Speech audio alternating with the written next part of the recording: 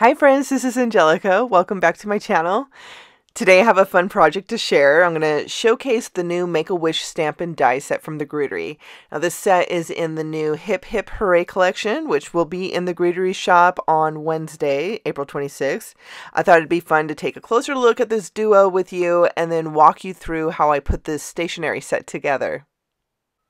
So let's start by taking a quick look at the Make-A-Wish stamp set.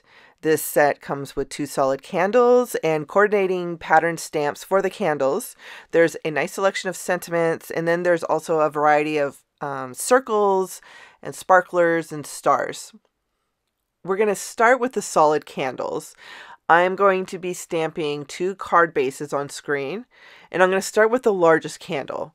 I picked a pink, turquoise, and orange color scheme for this stationery set. So the first ink that I'm using is the Stamp Market's Blush Pink ink. Once I'm done stamping both of the card bases, I'm going to move on to the second candle. And when I'm positioning the candles, I want them to be a little crooked for a whimsical look. So I'm making sure that they're not like straight up and down. The second ink that I'm going to use is the Stamp Market's Sea Glass ink. And the orange ink that I picked is Pink Fresh Studios Apricot ink. I'm only going to stamp 3 candles on the cards because I really wanted a clean and simple look. That's my favorite look to use when I'm making cards. Now we're going to move on to the pattern stamps for the candles. There's a polka dot stamp for the larger candle and a striped stamp for the smaller candle. I picked Cherry Kisses ink, which is a beautiful vibrant red ink to stamp on top of the blush ink, and then I positioned the polka dots over the orange candle and stamped that with Clementine ink. I picked the Stamp Market Coastal ink for the striped pattern, and then I moved on to the big sentiment. Once I got the big sentiment placed in the bottom right corner, I stamped it with my favorite ink in my collection, VersaFine Clair Nocturne ink. This is a beautiful black pigment ink. It sits perfect on top of the card base. You do need to give it a minute or two to dry so you don't smear it. And then I wanted to see what the sentiment looked like stamped in brown, so I stamped the second card base with Pink Fresh Studio Gathered Twigs ink. I used the same ink to stamp the wicks, and then I picked Tailored Expressions Pineapple ink to stamp a half sparkler around the wick. Now the stamp set does give you several options on how to stamp the candle glow. There's the circles, there's a full sparkler, a half sparkler. I just like the way the half sparkler looked for my really clean and simple card front. For the inside of the cards, I picked a sentiment from the stamp set to stamp in black. I used my 0-point ruler to make sure I had that sentiment in the center of the card base, and then I used the Misty L-shaped ruler to get that sentiment straight before I stamped it in the Misty. So this is where what I had in mind of what I wanted to do for this project ended. But then I thought, you know what, let's keep building with those candle stamps. So I decided to stamp 3 more candles inside the card bases, just like I did on the card fronts. I did obviously keep those candles a bit shorter inside the card panel. I marked on the Misty grid paper where I started with the first card base and I put the candle down, so I was able to use that as a reference every time I put the card base back into the Misty to stamp each candle. And I'm using the same inks as I used on the card base, but I am going to skip the pattern stamps that are in this set, and I'm going to move on to some stencils from another product from this release. The stencil set is called All Aglow, and this might be one of my favorite products from this release. I love this stencil set, and it coordinates perfectly with the solid candles in the Make-A-Wish stamp set. So this is the stencil set, the All Aglow stencil set. It is a 7-piece stencil set, and I do have the stencil guide on screen so you can see what the card front looks like when you use all 7 stencils.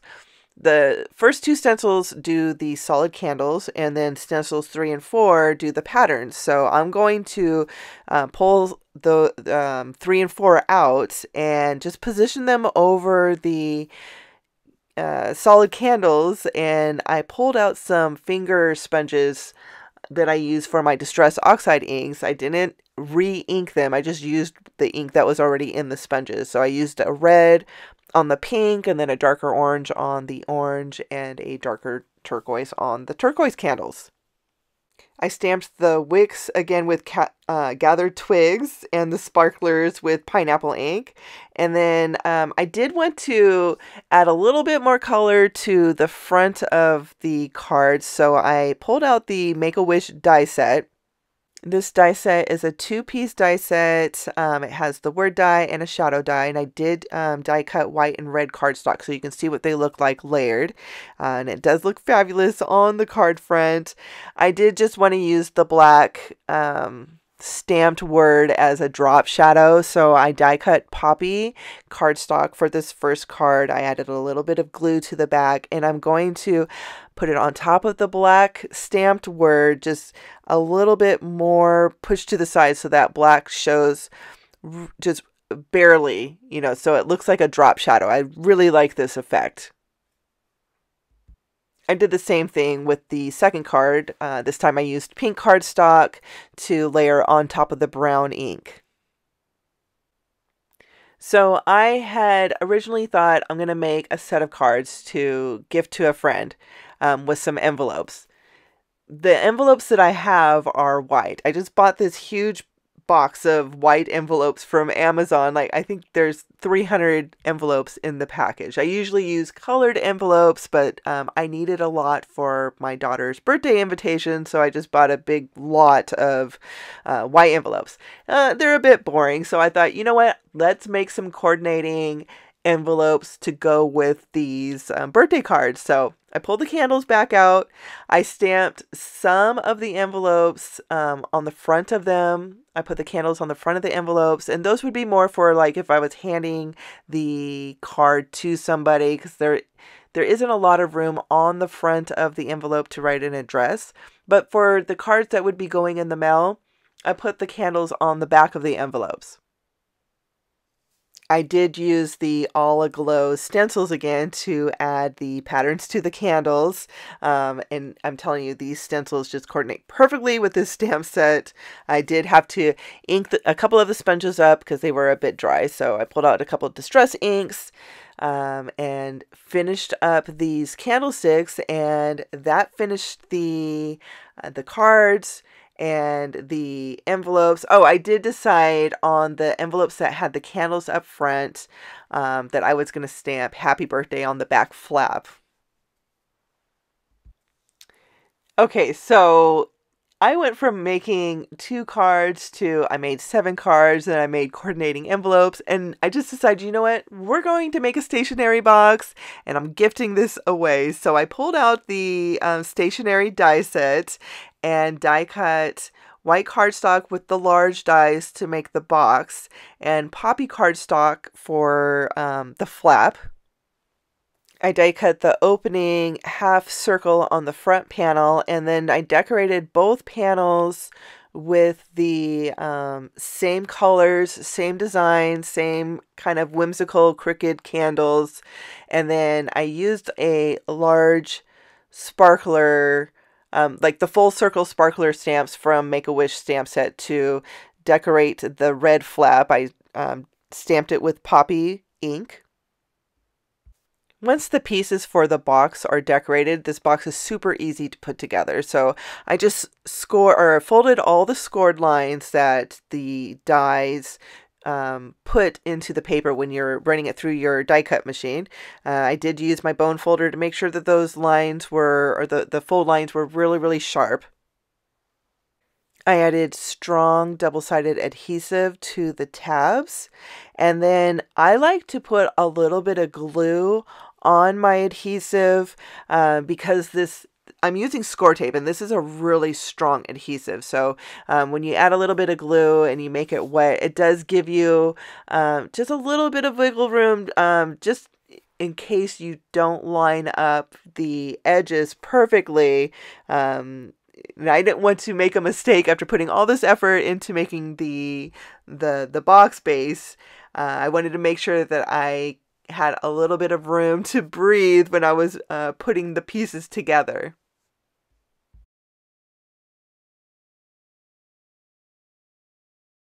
And you can see I actually on the first try did not line them up correctly, so I was able to quickly pull them apart, and I didn't rip anything or bend the paper, crinkle the paper at all. That wet glue just gives you a couple extra seconds to position the papers into position correctly.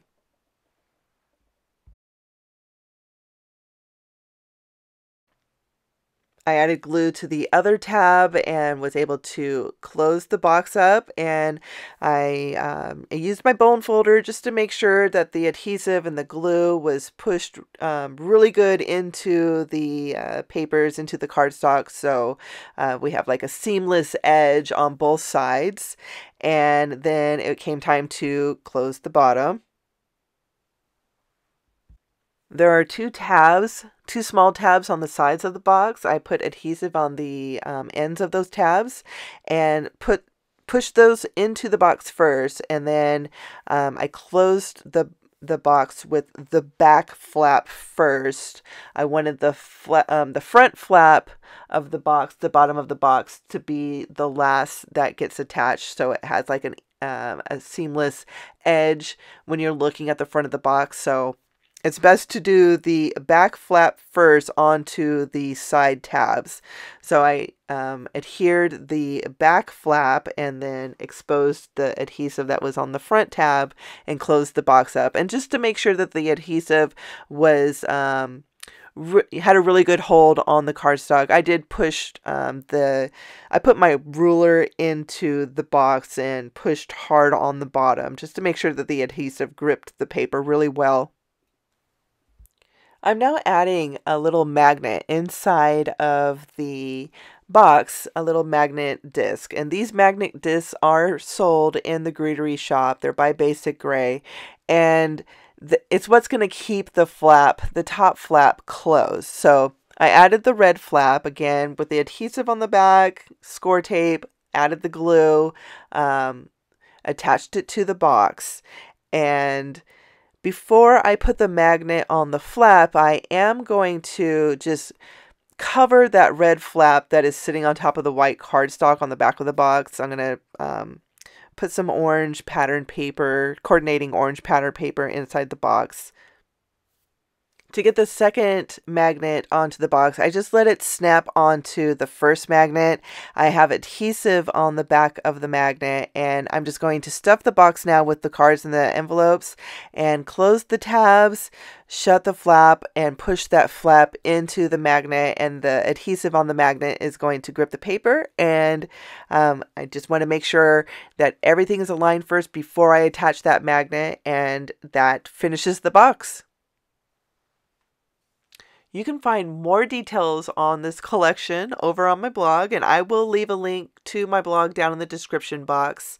I have lots more to see over there. This is a pretty big release. We're celebrating the Greetery's 4th birthday, and Betsy really outdid herself with this collection. So be sure to stop by. I do have links in my blog to other designers too, so there is tons of inspiration to see. That's all that I have for today. I want to thank you so much for joining me. If you liked what you saw, please give this video a thumbs up, and if you'd like to see more, be sure to subscribe. I'll be back shortly with another video, so I'll see you then. Bye.